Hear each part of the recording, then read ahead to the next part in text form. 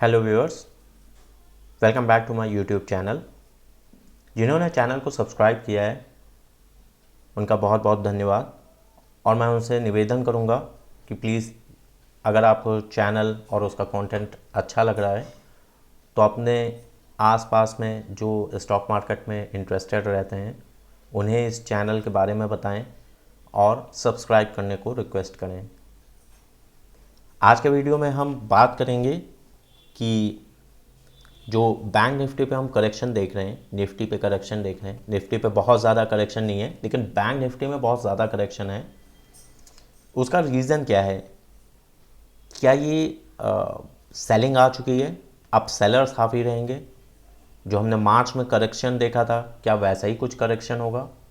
जो करेक्शन आते ही रूमर आप अपने आसपास देखते हैं कि मार्केट वापस से उसी लेवल पे चला जाएगा, वापस बहुत तेज़ क्रैश होगा। तो क्या क्रैश जैसे सिचुएशन है?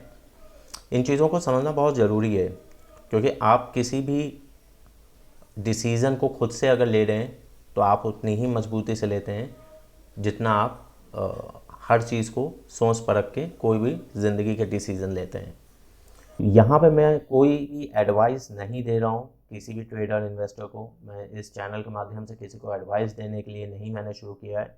यहाँ इसका सिर्फ मेरा मोटिव ये है कि आपको स्टॉक मार्केट के बारे में पता चलना चाहिए, उसका टेक्निकल एनालिसिस कैसे होता है, कैसे आप मार्केट का डेटा निकाल सकते हैं, कैसे उसको चेक कर सकते हैं। खुद से इन चीज़ों को बताना मेरा यहाँ पे सिर्फ फ़र्ज़ है। उसी चीज़ के कंटिन्यूएशन में मैं यहाँ पर वो चीज़ें रखूँगा कि आप कैसे जान सकते हैं कि क्या सच में मार्केट में क्रैश ऐसा आ रहा है कि नहीं आ रहा है। आप लर्निंग प्रोसेस में थोड़ा सा अपने प्रैक्टिस में थोड़ी बहुत चीज़ों को जोड़ के आप ये चीज़ें चेक कर सकते हो। बट एक समय आएगा जब आप खुद एडवांस लेवल के रिसर्चर बन जाओगे और कई सारी चीज़ें आप जोड़ के देख सकोगे। तो आइए शुरू करते हैं। प्लीज़ वीडियो के एंड तक बने रहिएगा। अगर आपको कंटेंट अच्छा लगे कमेंट करिएगा, सब्सक्राइब ज़रूर करिएगा, रिक्वेस्ट है, और लाइक करिएगा।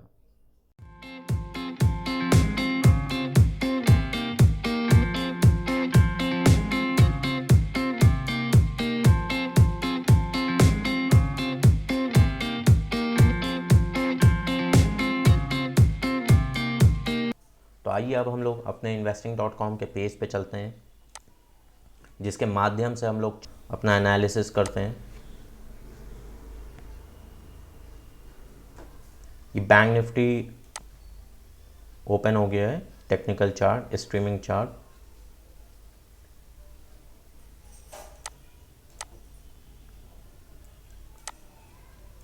Candle stick.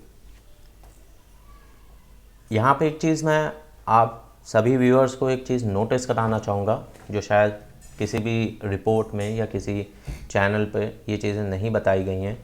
यहाँ पे आप देखेंगे गैप पड़ा हुआ है जो इसको 163 के लिए लाता है।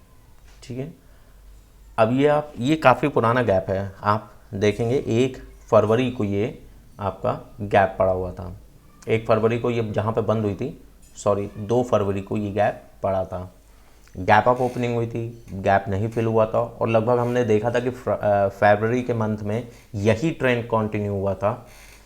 गैप अप ओपनिंग होती थी, गैप फिल करने आता था, कोशिश करता था, लगता था कि हाँ भरेगा, लेकिन वो नहीं फिल करता था और वो आगे ऊपर चला जाता था। ये जो रिसेंट करेक्शंस आए हैं, ये एक्चुअली उस गैप को फिल करने के लिए मार्केट आई थी और मार्केट ने उसको फिल भी किया है। अब यहाँ पे ये नोटिस करने वाली बात है, ये जो आप सिंबल देख रहे हैं इसको भी आप जब कर्सर ले जाएंगे तो ये भी आपको बताता है। तो 3 ब्लैक क्रोज, ये 3 ब्लैक क्रोज एक पैटर्न होता है कैंडल स्टिक चार्ट में, जो कंटिन्यूएशन को दिखाता है कि ये लगातार जो गिरावट के कंटिन्यूएशन चल रहा है ये आगे और बढ़ेगा, जैसा कि मैंने मारूबाजू कैंडल के बारे में बताया था। तो ये पैटर्न तो आपको बता ही रहा है। साथ ही साथ सबसे इम्पॉर्टेंट बात जो है, जो मैंने कुछ क्लाइंट्स को बताया था कि यहाँ पर करेक्शन आएगा, लेकिन मार्केट पॉजिटिव है, यहाँ पैनिक वाली कोई सिचुएशन नहीं है।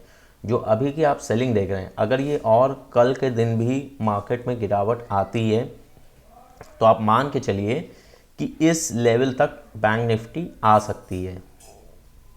मैं फिर से बोल दूं, मैं ये एडवाइस नहीं कर रहा हूँ कि बैंक निफ्टी गिरेगी ही गिरेगी, आप शॉर्ट करके बैठ जाइए बिना कुछ देखे बिना कुछ समझे, ऐसा कुछ भी मत करिएगा।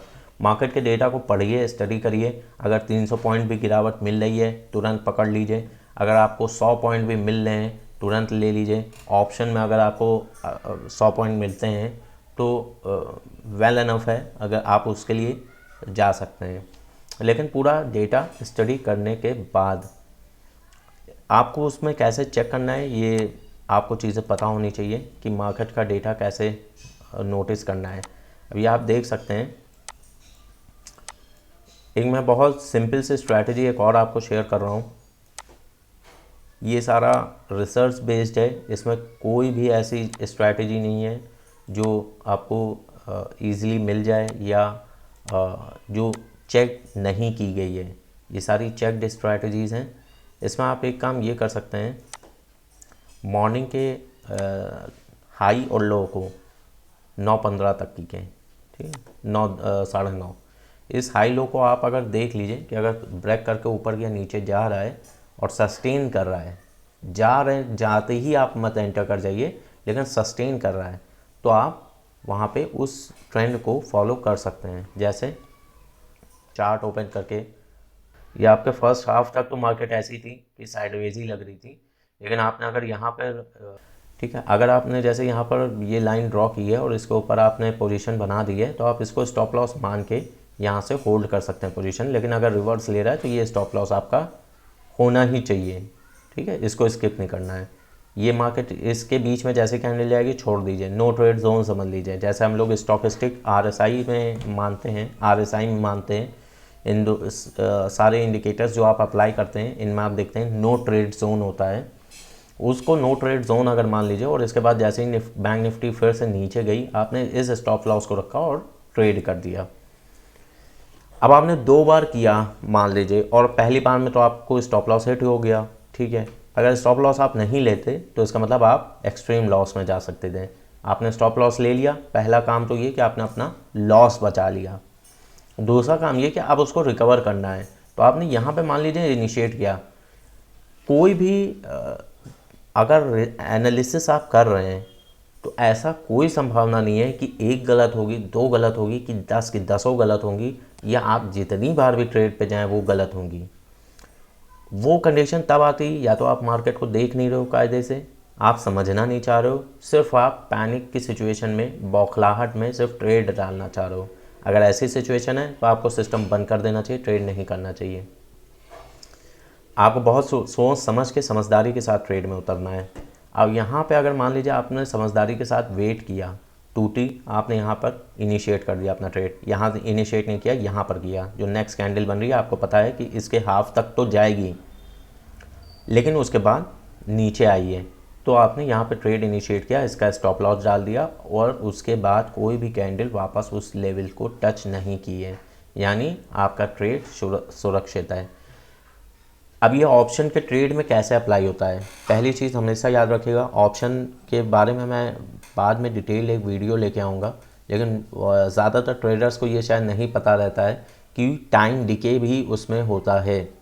यानी मार्केट कहीं भी ना मूव हो, कहीं भी ना मूव हो, एक ही पॉइंट पे स्टिक रहे, 50 पॉइंट में स्टिक रहे, फिर भी आपका प्रीमियम जो है वो ख़त्म होता रहेगा। इसको टाइम डिके कहते हैं। इसका फ़ायदा सिर्फ ऑप्शन राइटर्स को मिलता है, ठीक है। मैंने एक मोटिवेशनल वीडियो डाला था, उसमें मैंने एक कोट लिखा था कि आप अगर लूज़ करो तो इसका मतलब किसी का गेन हो रहा है, ठीक है। आप लूज़ इसलिए करो क्योंकि आपको पता नहीं है कि कैसे यहाँ पर गेन करना है, और जो गेन कर रहा है उसको पता है कि गेन कैसे करना है, इसलिए आप लूज़ करो और वो गेन कर रहा है, ठीक है। तो यहाँ पे आपको अगर नहीं पता है कि मेरे को पोजीशन कैसे बनानी है, ऑप्शन रीसेंट एक्सपायरी में ना जाके दूर की एक्सपायरी का जाना सही रहेगा। दूर की एक्सपायरी में भी आपका व्यू बहुत क्लियर होना चाहिए, और ये सब बातों का ध्यान रख के अगर आप कर रहे हो तो कोई चांस नहीं है कि आपको लॉस हो।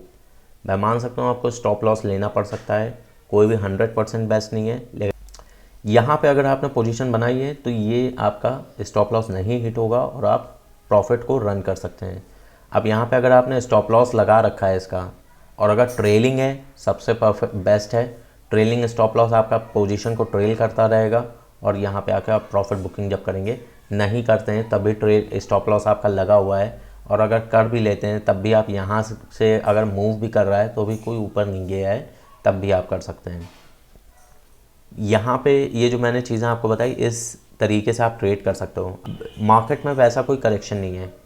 दूसरी चीज़, मैंने इस मंथ की शुरुआत में ही कुछ अपने क्लाइंट्स को बताया था HDFC बैंक इस पूरे मार्च के महीने में गिरावट का दौर दिखाएगा, पॉजिटिव में आएगा फिर गिरेगा, पॉजिटिव में आएगा फिर गिरेगा, ये चीज़ इसमें चलती रहेगी। तो ये मैंने एस्ट्रोलॉजिकल बेस्ड एक प्रेडिक्शन किया था कि HDFC बैंक इस मंथ गिरेगा, जब भी आप ऊपर उसको पाएँ। लेकिन मोमेंटम आप बाइंग सेलिंग कर सकते हैं। अगर बहुत ज़्यादा गिरा है आप बाय करिए, next day gap up opening हो सकती है जैसा कि आज हुई थी। मैंने कल कुछ क्लाइंट्स को बताया था HDFC आप बाय कर सकते हो मोमेंटम के लिए, और उसको सेलिंग में भी आप देखते रहें कि वो सेल का ही कैंडिडेट रहेगा टिल मार्च एंड। ये स्ट्रैटेजी मैं आने वाले कुछ और मंथ्स तक अप्लाई करूँगा और फाइंड आउट करके मैं शेयर्स अपने क्लाइंट्स को दूंगा कि जो एस्ट्रोलॉजिकली ऐसे दिखा रहे हैं कि किसी पर्टिकुलर मंथ में उनका करेक्शन होना है, एक्सट्रीम या माइनर जो भी होना है, लेकिन होना है, तो वो चीज़ें मैं बताता रहूँगा और वीडियो में भी शेयर करूँगा। मेरे इस इन्फॉर्मेशन को पाने के लिए आप वीडियो को सब्सक्राइब ज़रूर करिएगा, तो ये आने वाले टाइम में मैं जो वीडियो इससे रिलेटेड बनाऊंगा उसको आप देख सकेंगे। तो जैसा कि मैंने बताया कि पहला रीज़न तो ये है कि इसका गैप नीचे की तरफ पड़ा हुआ है, बैंक निफ्टी इसलिए भी आ रहा है। दूसरा रीज़न ये है कि HDFC बैंक अगर गिरेगा तो हर 10 पॉइंट पे 300 बैंक निफ्टी गिरता ही गिरता है। ये मैंने पिछले वीडियो में बताया भी था, आपने नहीं देखा है तो उसको जाके चेक कर सकते हैं। और इस बेसिस से मैं ये बोल रहा हूँ कि बैंक निफ्टी गिर सकता है, लेकिन ये गैप को फिल करने तक ही, मंथ एंड तक अगर गैप फिल हो जाता है तो उसी के बाद बहुत तेज़ी से मार्केट ऊपर भी आएगा और अप्रैल में मार्केट आपको फिर से ऊपर आती हुई दिखेगी। इसको आप चेक कर सकते हैं ट्रेडिंग व्यू, मैंने आपको बताया हुआ है tradingview.com से। इसमें आप लेवल लगा के, जो इसके लेवल होते हैं इनको सेट करके उस बेसिस पे आप बाइंग और सेलिंग कर सकते हैं। वैसे सेलिंग साइड ही रहिए, जब आपको लगे कि हाँ कुछ पुल बैक आने वाला है या आ सकता है तो आप उसमें इंट्राडे ट्रेडिंग कर सकते हैं। जैसा कि ये मैंने आपको पिछले वीडियो में बताया था कि इस तरह से आप पॉइंट सेट कर सकते हैं सपोर्ट और रेसिस्टेंस के, उसके अकॉर्डिंग आप मोमेंटम प्ले कर सकते हैं। दैट्स ऑल फॉर नाउ, और मैं बहुत ही जल्द, हो सकता है आपको 1 से 2 दिन में HDFC बैंक के यूपर एक डिटेल वीडियो मैं लेके आने वाला हूँ। कहाँ तक करेक्शन हो सकता है, बाइंग करने के बाद क्या आपको टारगेट मिल सकते हैं।